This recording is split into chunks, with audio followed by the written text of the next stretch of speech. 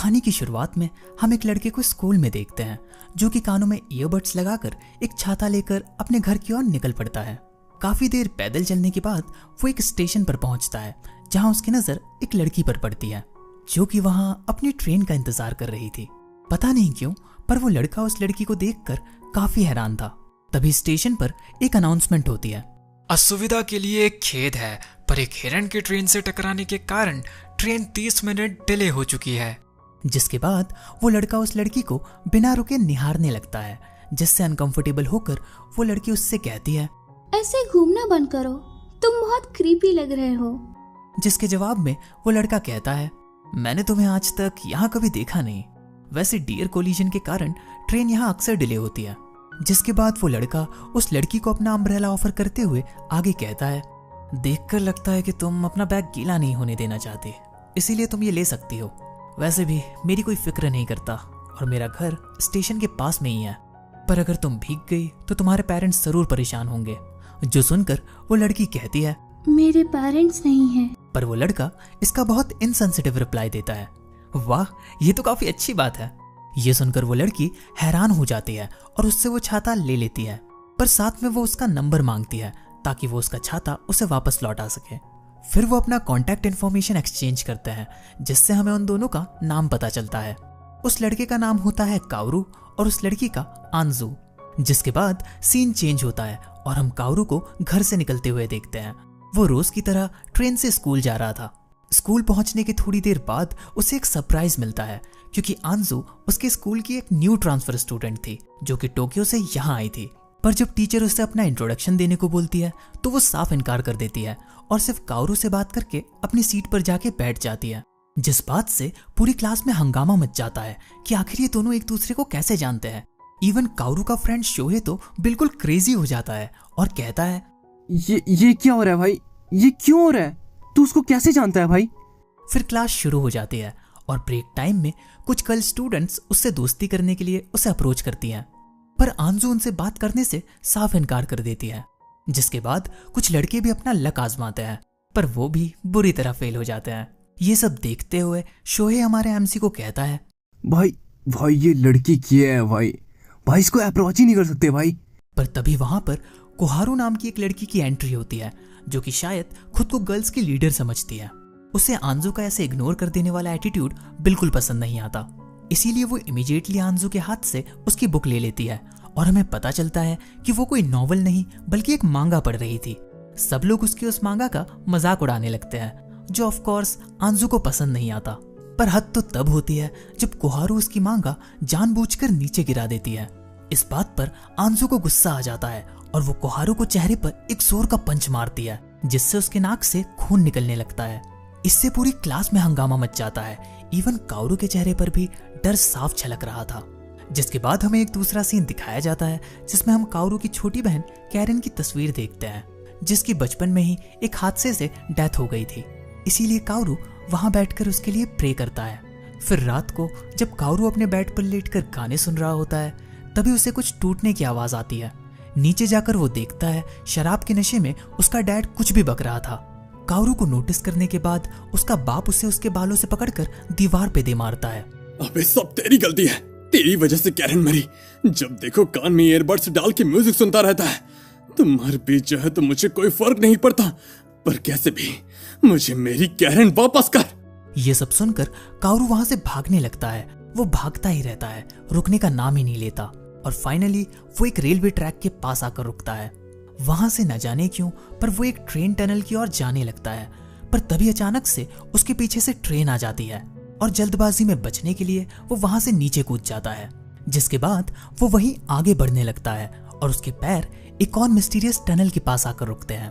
Curiosity में जब वो इस टनल के अंदर जाता है तो वहां का खूबसूरत नजारा देखकर उसके मुंह से सिर्फ उस जगह के लिए कॉम्प्लीमेंट्स निकल रहे थे। वो धीरे धीरे आगे की ओर बढ़ने लगता है। तभी अचानक उसे ठंड लगने लगती है और उसकी नजर किसी चीज पर पड़ती है। वहां पहुंचकर उसकी आंखें फटी की फटी रह जाती है, क्योंकि वो सामने जो जूता देखता है वो किसी और का नहीं बल्कि कैरन का था। कंफ्यूज होकर वो खुद से यही सवाल करने लगता है कि आखिर ये यहाँ क्या कर रहा है। अपने सवालों का जवाब ढूंढने के लिए वो कैरन का नाम लेते हुए आगे दौड़ने लगता है। जहां उसकी मुलाकात एक पैरट से होती है। वो फिर से हैरान हो जाता है क्योंकि उस तोते की भी डेथ हो चुकी थी। डर के मारे वो उस टनल की एंट्रेंस की ओर भागने लगता है और बाहर आकर अपने हाथों को देखकर खुद से कहता है, तो ये सब कोई इल्यूजन नहीं है, ये रियलिटी है। घर आकर वो उस तोते को एक पिंजरे में डाल देता है। तभी वो गलती से कुछ आवाज कर देता है, जिसके कारण उसके डैड को पता चल जाता है कि वो घर आ चुका है। कारू का बाप उसके रूम में आकर सीधा उसे अपने गले लगा लेता है। मुझे माफ कर दो कारू, मैं उस रात नशे में था। पता नहीं मैं क्या करता अगर मैं तुम्हें भी खो देता। प्लीज आगे से ऐसा मत करना। वैसे तुम किसके घर पर थे? ये मत बोलना कि तुम सड़कों पे सो रहे थे। तो कारू रिप्लाई देता है, नहीं, मैं बस बाहर थोड़ा टहलने गया था। ये सुनकर उसका डैड नाराज हो जाता है। कोई बात नहीं अगर तुम मुझे नहीं बताना चाहते, पर अगर आगे से तुम इस तरह एक हफ्ते के लिए गायब हो गए तो मैं तुम्हें माफ नहीं करूंगा। कारू ये सुनकर हैरान हो जाता है और डेट चेक करने के लिए अपना फोन यूज करता है, पर अनफॉर्चुनेटली उसकी बैटरी डिस्चार्ज होती है। चार्ज पे लगाने के बाद वो देखता है कि एक हफ्ता बीत चुका है। उसको बहुत से मैसेज आ रखे थे शोहे और आंजू की तरफ से। अगले दिन स्कूल पहुंचते ही शोहे कारू से कहता है, भाई तुझे क्या हो गया था भाई? भाई तू मर तो नहीं गया था ना भाई? तभी आंजू भी वहां आ जाती है। ओ तुम जिंदा हो? ठीक है, फिर मैं तुम्हारा अम्ब्रेला लेकर आ जाऊंगी। जिसके बाद सीन चेंज होता है और हम कारू को फिर से उस मिस्टीरियस टनल के पास जाते देखते हैं। बेशक उसके चेहरे पर डर साफ झलक रहा था, पर वो हिम्मत करके उसके अंदर जाने लगता है और एक जगह रुककर कहता है, ये कोई सपना नहीं है, ये तो सच में उराशिमा टनल है। इसका मतलब मैं कैरन को वापस ला सकता हूँ। पर तभी आंजू वहां आ जाती है और कारू से उस जगह के बारे में पूछती है। घबराते हुए कारू आंजू का हाथ पकड़कर उसे उस टनल से बाहर ले आता है। बाहर कुछ सेकंड्स में ही दोपहर से आधी रात हो चुकी थी, जिसके बाद वो आंजू को सारी बात बताता है कि ये उराशिमा टनल है। इसका टाइम बाहर की दुनिया से अलग चलता है और अगर कोई उस टनल के एंड तक पहुंच गया तो वो अपनी कोई भी विश पूरी कर सकता है। हालांकि इसके बदले उसे अपने हंड्रेड्स ऑफ ईयर्स का सैक्रिफाइस करना होगा। ये सुनकर आंजू उससे पूछती है, क्या तुम्हें वो मिला जो तुम्हें चाहिए था? अभी तक तो नहीं, पर मैं यकीन से कह सकता हूँ कि मुझे मिल जाएगा। जो सुनकर आंजू खुश हो जाती है और उससे डील करती है। क्या तुम मेरे साथ काम करोगे? जिस बात से कारू हैरान हो जाता है। कुछ ऐसा है जो तुम्हें भी चाहिए और कुछ ऐसा है जो मुझे भी चाहिए। जब हम दोनों का मकसद एक ही है तो क्यों ना साथ मिलकर इस टनल में चले। फाइनली कारू भी उसकी बात मान लेता है। फिर सीन चेंज होता है और अगले दिन वो साथ में दोबारा मिलते हैं। आंजू कहती है, आज से हमारा जॉइंट ऑपरेशन शुरू होगा। स्कूल के बाद हम सीधा रेल रोड क्रॉसिंग पर मिलेंगे और याद रहे हम दोनों इस टनल के बारे में किसी को नहीं बताएंगे। ये सीक्रेट बस हम दोनों के बीच में रहेगा। तभी कारू पूछता है, तो प्लान क्या है? जिस पर आंजू रिप्लाई करती है, चलो सबसे पहले टनल के अंदर और बाहर के टाइम डिफरेंस का पता लगाते हैं। जिसके बाद वो दोनों एक दूसरे से कॉल पर बात करने लगते हैं। आंजू प्लान बताती है, तुम्हें टनल में चलते हुए मुझसे कुछ भी कन्वर्सेशन करती रहनी है। अगर कोई डिले आया या कॉल कट हो गया तो इसका मतलब कि तुम उस जगह पर पहुंच चुके हो जहां पर वक्त अलग गुजरता है। इसी मौके का फायदा उठाते हुए कारू आंजू से ये पूछता है कि क्या उसने अपने पिछले स्कूल में किसी को मारा था। पर आंजू जवाब में कहती है कि कोहारू पहली इंसान है जिस पर उसने हाथ उठाया है। और कारू के पूछने पर कि फिर तुमने उससे माफी क्यों नहीं मांगी, आंजू बोलती है कि लड़ाई कोहारू ने शुरू की थी तो माफी भी पहले उसे ही मांगनी चाहिए। तभी इस कॉन्वर्सेशन के बीच कॉल कट हो जाता है। कारू इमीडिएटली पीछे मुड़कर एंट्रेंस की ओर भागता है और उसके बाहर आते ही आंजू उसे बताती है कि 65 मिनट्स बीत चुके हैं। कॉल डिस्कनेक्ट हो गया था जैसे ही मैंने लाल मैपल ट्रीज को क्रॉस किया। ठीक जैसा मैंने सोचा था। चलो ऐसे ही इन्वेस्टिगेशन जारी रखते हैं। फिर सीन चेंज होता है और स्कूल के बाद वो फिर से एक दूसरे से रेल रोड क्रॉसिंग पर मिलते हैं और आज वो टनल में पता लगाते हैं कि 3 सेकंड में बाहर की दुनिया में बीत जाते हैं पूरे 2 घंटे, यानी 30 सेकंड में 20 घंटे, 1 घंटे में 100 दिन और 1 दिन में 6.5 साल। फिर अगले दिन वो ये पता लगाते हैं कि टनल के अंदर टेक्स्ट मैसेज जाते हैं कि नहीं और इसमें भी टाइम डिफरेंस निकल के आता है। फिर नेक्स्ट डे वो उस टनल का बाहर से ही कोई एग्जिट ढूंढने लगते हैं। उन्हें एग्जिट तो नहीं मिलता पर कुछ और जरूर मिल जाता है। एनीवेज, एक सीन में शोहे कारू से कहता है, भाई ये क्या हो रहा है भाई? तुम दोनों आजकल इतना मिल क्यों रहे हो भाई? कहीं तुम दोनों डेट तो नहीं कर रहे हो ना भाई? इसी बीच हम कोहारू और आंजू को एक दूसरे से माफी मांगते हुए भी देखते हैं। फिर नेक्स्ट एक्सपेरिमेंट में वो दोनों टनल के अंदर एक टेक्स्ट मैसेज के थ्रू मैपल ट्री के बाहर और अंदर के टाइम डिफरेंस का पता लगाने की कोशिश करते हैं। काओरू के आगे जाते ही आंजू मैसेज भेज देती है, पर जैसे ही काओरू पीछे मुड़कर देखता है वो चौंक जाता है क्योंकि आंजू इधर से उधर टेलीपोर्ट हो रही थी। फिर आखिर में वो एक जगह डिप्रेस होकर बैठ जाती है। उस शॉक से होश में आते ही काओरू मैपल ट्रीज को क्रॉस करके बाहर निकलता है और कहता है, मुझे माफ करना, मैंने देर कर दी। तुम ठीक तो हो ना? तुम्हारी गलती नहीं है। वैसे 7 घंटे बीत चुके हैं, मैसेज का क्या हुआ? पर काओरू के चेक करने पर उसे कोई मैसेज नहीं मिलता और वो दोनों आज की रिसर्च यहीं खत्म करते हैं। जिसके बाद हमें एक दूसरा सीन दिखाया जाता है जिसमें वो दोनों टनल की रिसर्च के लिए नहीं बल्कि घूमने निकलते हैं। वो दोनों एक्वेरियम में जाते हैं और इधर उधर की बातें करने लगते हैं। जैसे कि आंजू कहती है, काओरू, मैंने तुम्हें कभी हंसते हुए नहीं देखा। ओह ऐसा क्या? वैसे तुम तो बहुत हंसती हो, बिल्कुल फुल ऑफ कॉन्फिडेंस। तभी आंजू सीरियस होकर बोलती है, उस वक्त जब तुमने उस ट्री को क्रॉस किया मैं डर गई थी। मुझे लगा कहीं उस टनल का इस दुनिया से लिंक ना टूट जाए। फिर मैं चाहे कितनी भी कोशिश कर लूं तुम तक नहीं पहुंच पाऊंगी। इसलिए मैं चाहती हूँ हम दोनों ऐसे ही बातें करते रहें, क्योंकि इस जॉइंट ऑपरेशन में हम दोनों पार्टनर्स हैं। ये सुनकर काओरू आंजू को क्विट करने का भी सजेशन देता है, पर आंजू भी जिद पे अड़ी थी। उसे लगता है कि अगली बार तो सीधा उसकी विश पूरी हो जाएगी। तभी काओरू उसे बताता है कि वो पहले इस एक्वेरियम में आ चुका है अपने मॉम, डैड और उसकी छोटी बहन कैरन के साथ। पर आंजू इस बात से हैरान हो जाती है कि उसकी एक बहन भी है। तो काओरू अपनी बात कंटिन्यू करता है, वो एक पेड़ से गिरकर मर गई। वो हमेशा दूसरों की खुशी चाहती थी, पर एक दिन हम दोनों की लड़ाई हो गई और मैं थोड़ी देर के लिए बाहर चला गया। जब मैं वापस आया तो मुझे पता चला कि वो एक पेड़ से गिरकर मर गई। वो मेरे लिए एक बीटल पकड़ने की कोशिश कर रही थी, तभी यह हादसा हुआ। इसके बाद मेरी मॉम ने घर छोड़ दिया और मेरे डैड ने पीना शुरू कर दिया। हमारी फैमिली टूट चुकी थी। उसका पास्ट सुनकर आंजू समझ जाती है कि आखिर काओरू को क्या चाहिए। काओरू कहता है, हाँ तुमने सही समझा, मैं उस टनल की मदद से कैरन को वापस लेकर आऊंगा। फिर सीन चेंज होता है और हम उन दोनों को टनल के अंदर देखते हैं। इस बार उनका गोल था 108 सेकंड्स के लिए उसके अंदर जाना। उस हिसाब से वो जब तक बाहर निकलेंगे तब तक उनका लॉन्ग वीकेंड खत्म हो चुका होगा और रियल लाइफ में भी इसका कोई खास इम्पैक्ट नहीं पड़ेगा। जैसे कि किसी रेस की स्टार्टिंग में होता है, वो दोनों भी अपनी पोजीशंस ले लेते हैं और टाइमर लगाकर भागना स्टार्ट करते हैं। थोड़ा भागने के बाद अचानक से कुछ पेपर्स आंजू के आगे आकर गिरते हैं, पर वापस जाने का टाइम ऑलरेडी हो चुका था। इसीलिए काओरू आंजू का हाथ पकड़ के उसे ले जाने की कोशिश करता है, पर वो बुरी तरह फेल हो जाता है क्योंकि आंजू की प्रायोरिटी थी कैसे भी करके उन पेपर्स को उठाना। ज्यादा टाइम बर्बाद ना हो इसीलिए काओरू भी उसकी मदद करने लगता है। फिर सारे पेपर्स कलेक्ट करके वो उसे लेकर एंट्रेंस की ओर भागता है। बाहर पहुंचकर वो देखता है टाइम 108 सेकंड्स के पार हो चुका था। तभी आंजू उसके पास से बाकी पेपर्स लेकर उसे कहती है, ये वो आखिरी चीज है जो मुझे मेरे दादाजी से जोड़ती है। जिसके बाद काओरू कहता है, यार सुबह के 4 बज रहे हैं, पता नहीं मेरे डैड क्या कहेंगे अगर मैं अभी घर गया तो। तभी आंजू काओरू को उसके साथ उसके घर चलने का ऑफर देती है। दूसरे सीन में हम काओरू को आंजू के घर पे देखते हैं। काओरू वहां इतनी सारी बुक्स देखकर बहुत इंप्रेस हो जाता है, पर एक नाम वो स्पेशली नोटिस करता है, मित्सुओ हानाशिरो, जो कि असल में आंजू का लास्ट नेम था। फिर जैसे ही आंजू रूम में आती है, काओरू उससे इस बारे में पूछता है तो वो कहती है, ये मेरे दादाजी का नाम है। ये सुनकर काओरू को लगता है कि शायद टनल में जो पेपर्स मिले थे वो आंजू के दादाजी के मांगा के थे, पर फिर वो इस कंक्लूजन पे आता है कि शायद उन्हें आंजू ने ड्रॉ करा था। काओरू का सिक्स्थ सेंस इतना सही होता है कि आंजू भी हैरान हो जाती है कि आखिर उसे कैसे पता चला। तो काओरू कहता है, हम जब पहली बार मिले थे तो तुम्हारे हाथ में वो एनवलप था। तुमने उसे ऐसे पकड़ा हुआ था जैसे मानो वो तुम्हारी जिंदगी हो।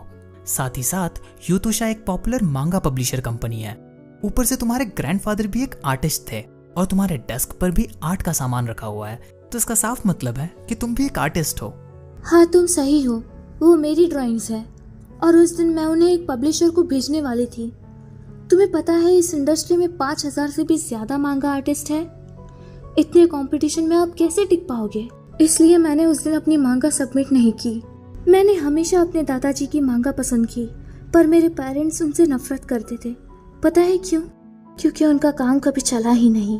पर इसके बाद भी उन्होंने ड्रॉ करना नहीं छोड़ा।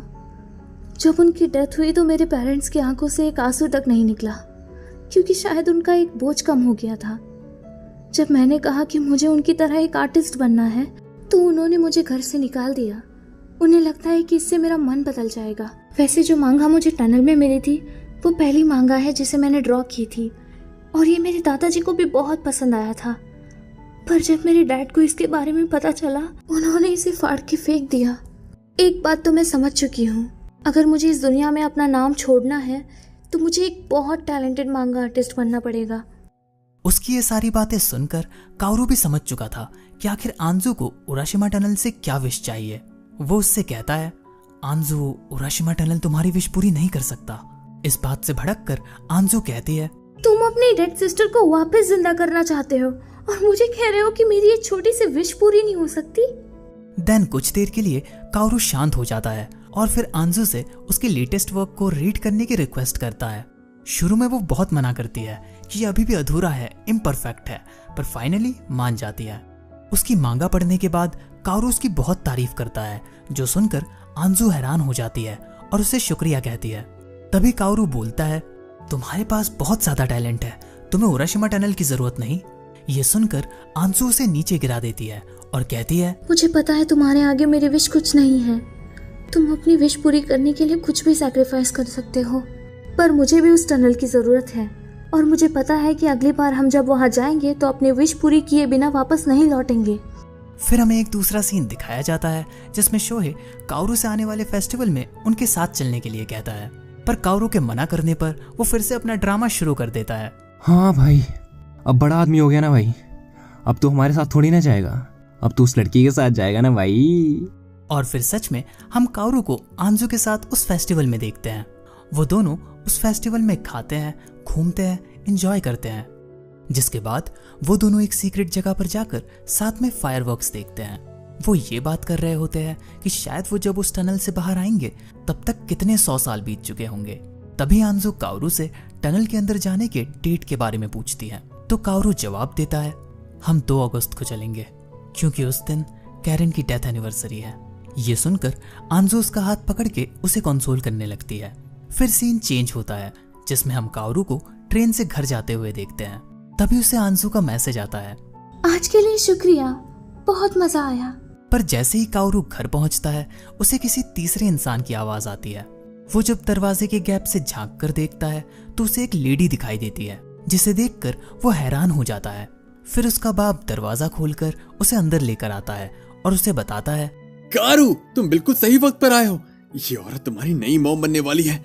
मुझे माफ करना, मैंने तुम्हें पहले नहीं बताया, पर क्या करें, हम दोनों की टाइमिंग्स अक्सर मैच नहीं करती। लेकिन ये सब सुनकर तो मानो काओरू को सदमा ही लग जाता है। वो वहां अंदर रखे अपनी बहन की तस्वीर की ओर देखता है, जिसके बाद वो बहुत गहरी सांसें लेता है और अचानक उसकी तबीयत खराब होने के कारण वो उल्टी करने लगता है। पर इस बात से तंग आकर उसका डैड उसे कमरे से बाहर फेंक देता है। फिर जैसे तैसे खुद को संभाल कर काओरू अपने कमरे में आता है और रोने लगता है, जिसके बाद हमें अगले दिन सुबह का सीन दिखाया जाता है। आंजू के बुलाने पर काओरू उससे कैफे में मिलने जाता है। वहां आंजू उससे कहती है, तुम्हें याद है मेरी जो मांगा तुमने पढ़ी थी? मैंने उसके बाद उसे एक पब्लिशर के पास भेजा था। वैसे मुझे कुछ खास उम्मीद तो नहीं थी, पर आज सुबह ही मुझे एडिटर का कॉल आया था। उन्होंने कहा कि उन्हें मेरा काम पसंद आया। जो सुनकर काओरू कहता है, मुझे मांगा इंडस्ट्री के बारे में ज्यादा तो नहीं पता, पर इसका मतलब तो यही है ना कि तुम एक ऑफिशियल मांगा आर्टिस्ट बनने वाली हो? कुछ ठीक से कंफर्म नहीं है, क्या पता बाद में वो मना कर दे। पर ये सब सुनने के बाद काओरू आंजू को मोटिवेट करने लगता है और उसे बताता है कि उसके अंदर टैलेंट है। लेकिन तभी वेट्रेस उनके लिए खाना लेकर आती है, जिस वजह से काओरू की बात अधूरी रह जाती है। फिर आंजू कहती है, खैर छोड़ो, जो भी हो, कल हम दोनों टनल में घुस रहे हैं और ये डिसीजन फाइनल है। लेकिन हमारे एमसी का कुछ और ही प्लान था और वो उसे कल के प्लान को पोस्टपोन करने को कहता है, क्योंकि उसके अकॉर्डिंग आंजू अभी भी रेडी नहीं थी। फिर सीन चेंज होता है जिसमें हम उन्हें उसे स्टेशन पर देखते हैं जहां वो दोनों पहली बार मिले थे, और इस बार भी वहां अनाउंसमेंट होती है, डियर कोलिजन की वजह से ट्रेन 30 मिनट डिले होगी। तभी काओरू वहां से एक सनफ्लावर तोड़ कर लाता है और सेम उस दिन के सीन को रिपीट करता है। बस फर्क इतना था कि इस बार उसके हाथ में अम्ब्रेला नहीं बल्कि एक सनफ्लावर होता है। उसके इस एक्ट से आंजू पहले थोड़ी कंफ्यूज हो जाती है, पर फिर आखिर में क्या हो रहा है समझकर उसका साथ देने लगती है और उस एक्ट को रिपीट करने के बाद वो दोनों जोर जोर से हंसने लगते हैं। तुम मुस्कुराते हुए बहुत अच्छे लगते हो, इसलिए मुस्कुराते रहा करो। साथ ही साथ वो ये भी कहती है कि मैंने अब तक तुम्हारा अम्ब्रेला वापस नहीं किया। तो कावरू जवाब देता है कि इसकी जरूरत नहीं, वो वैसे भी सस्ता सा चाहता है।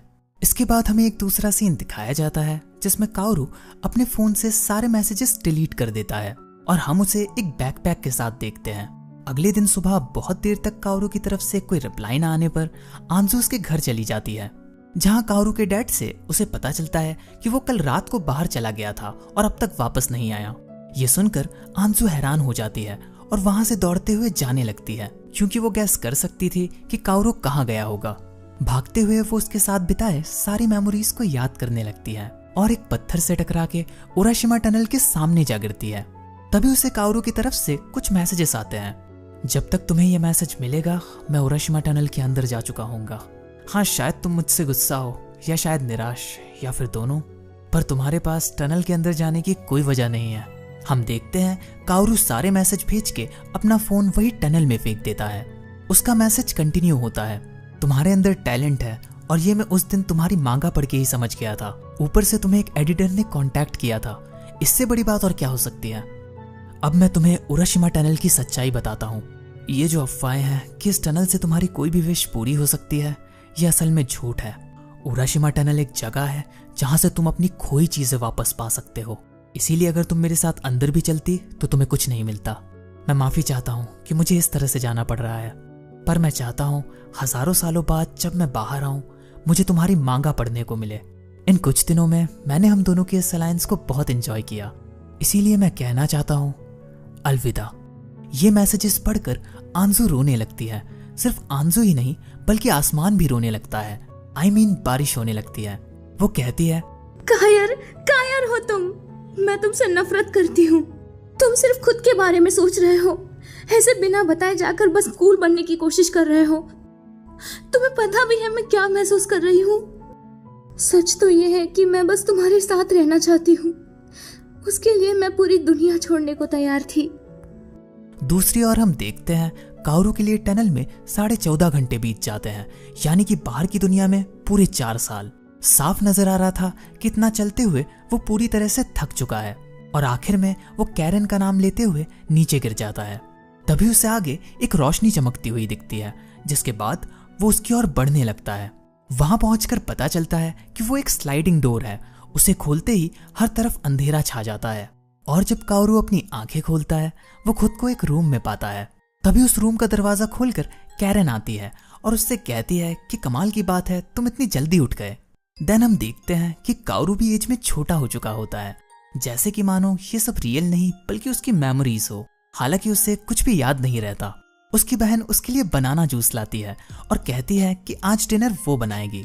मगर कावरू के पूछने पर कि आखिर डिनर में क्या बनेगा, कैरन बताती है इंस्टेंट नूडल्स और माइक्रोवेव वाले राइस बॉल्स, जो सुनकर कावरू हंसने लगता है क्योंकि टेक्निकली इसे खाना बनाना थोड़ी कहते हैं। लेकिन तभी उसकी नजर मिरर पर पड़ती है और वो उसमें उसके प्रेजेंट सेल्फ को देखता है, जिससे मानो उसकी याददाश्त वापस आ जाती है और वो फिर से बड़ा हो जाता है। अगर इतना काफी नहीं था तो एक और ट्विस्ट आता है। जो फोन कावरू ने टनल में फेंक दिया था वो अब उसके ठीक सामने होता है और उसमें काफी सारे मैसेज आ रहे होते हैं। जब कावरू फोन उठाकर देखता है तो वो मैसेज आंजू के होते हैं, वो मैसेज जो उसने डिलीट कर दिए थे। कावरू को समझ आ जाता है उराशिमा टनल सारी खोई चीजों को वापस लेकर आ रहा है। पर हैरानी की बात तो तब होती है जब उसे आंजू के न्यू मैसेजेस रिसीव होते हैं, जो कि एक्चुअली टनल के अंदर पॉसिबल नहीं था। इतने सालों में आंजू ने उसे बहुत मैसेजेस भेजे थे, जिसमें वो बताती है कि वो स्कूल से ग्रेजुएट हो चुकी है। उसे अपनी मांगा के लिए अवार्ड भी मिला है। उसे एक के बाद एक नई सीरीज पर काम करने का मौका मिल रहा है। वो उन मैसेजेस में ये भी बताती है कि कावरू के छाते में अब जंग लगने लगी है। देन इन मैसेजेस को पढ़कर कावरू डिप्रेस हो जाता है। तभी कैरन रूम में वापस आती है, पर जब वो देखती है कावरू को किसी के मैसेज आ रहे हैं और वो उसे जवाब नहीं दे रहा, तो वो समझ जाती है कि शायद उसके किसी दोस्त से लड़ाई हो गई है।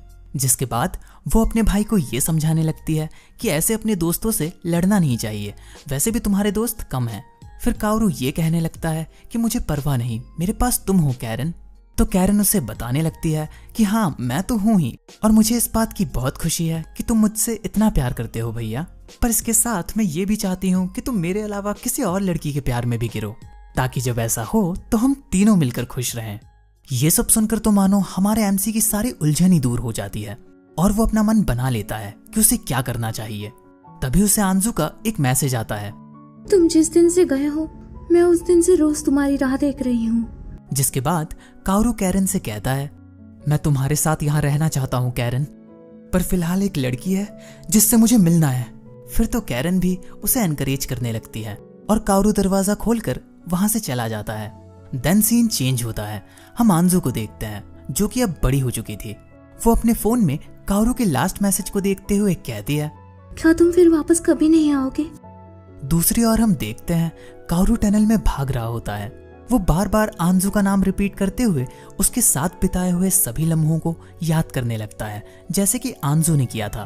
टनल के बाहर वक्त तेजी से बीत रहा होता है, जिसके बाद काओरू अपने फोन में कुछ टाइप करने लगता है और अचानक से नीचे गिरकर बेहोश हो जाता है। फिर सीन चेंज होता है जिसमें आंजू को किसी का मैसेज आता है, जिसके बाद हम उसे एक कैफे में देखते हैं। उसका कलीग उसे कहता है, यार तुम्हें अब ब्रेक ले लेना चाहिए। तुम जब से इस मांगा इंडस्ट्री में आई हो तब से लगातार काम ही किए जा रही हो।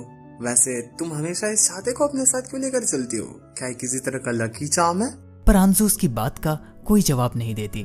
तो उसका कलीग आगे कहता है, खैर छोड़ो, बाकी काम मैं संभाल लूंगा, तुम फिलहाल रेस्ट करो। जिसके बाद हमें एक दूसरा सीन दिखाया जाता है जिसमें आंजू स्टेशन पर ट्रेन का इंतजार कर रही थी और हर बार की तरह फिर से डियर कोलिजन का अनाउंसमेंट होता है। लेकिन तभी आंजू बहुत जोर जोर से रोने लगती है। वो काओरू का नाम लेकर कुछ कहने की कोशिश करती है, पर उसके रोने के कारण उसके मुंह से शब्द ठीक से बाहर ही नहीं आ पाते। देन उसे किसी का मैसेज आता है। चेक करने पर पता चलता है कि वो मैसेज और किसी का नहीं बल्कि काओरू का होता है और उस मैसेज में लिखा था, आई लव यू। जिसके बाद वो वहां से भागकर जाने लगती है, रेलवे ट्रैक से होते हुए जंगलों के पार, और फाइनली वो अपनी मंजिल तक पहुंच जाती है, उराशिमा टनल पर। फिर सीन चेंज होता है। काओरू अपनी आंखें खोलता है और वो सामने आंजू को पाता है। आंजू बताती है कि पूरे 8 साल बीत चुके हैं। ये सुनकर काओरू कहता है, तुम यहाँ क्या कर रही हो? तुम बहुत देर लगा रहे थे इसलिए मैं ही तुम्हें लेने आ गई। जिसके बाद वो दोनों किस करने लगते हैं। वो किस पूरे 10 सेकंड तक चली, यानी कि 6.5 घंटे। जिसके बाद वो दोनों साथ में टनल से बाहर निकलते हैं। तब तक तो बाहरी दुनिया में 5 साल और बीत चुके होते हैं। काओरू के लिए पूरे 13 साल और आंजू के लिए 5 साल। आखिर में इतना वक्त इसलिए लग गया क्योंकि आंजू को काओरू को टनल के काफी गहराई में जाकर ढूंढना पड़ा, जिसमें घंटों लग गए। तभी काओरू कहता है, काफी कुछ बदल गया होगा। कम से कम हजारों साल तो नहीं बीते ना। फिर काओरू आंजू को बताता है कि कैसे टनल के अंदर उसे उसके न्यू मैसेज भी रिसीव हुए, जो कि पॉसिबल नहीं होना चाहिए था। ये सुनकर आंजू मुस्कुराते हुए कहती है, शायद वो मैसेज तुम्हें रिसीव नहीं हुए बल्कि टनल ने तुम्हें लौटाए। टनल के अकॉर्डिंग शायद तुमने मुझे भी खो दिया था। जिसके बाद अचानक से बारिश शुरू हो जाती है और काओरू नोटिस करता है आंजू के हाथ में उसका पुराना अम्ब्रेला होता है और वो दोनों उसका इस्तेमाल करने लगते हैं। क्या कमाल की स्टोरी है यार। एक अम्ब्रेला को लौटाने में पूरे 13 साल लग गए। इसी के साथ ये मूवी एंड होती है।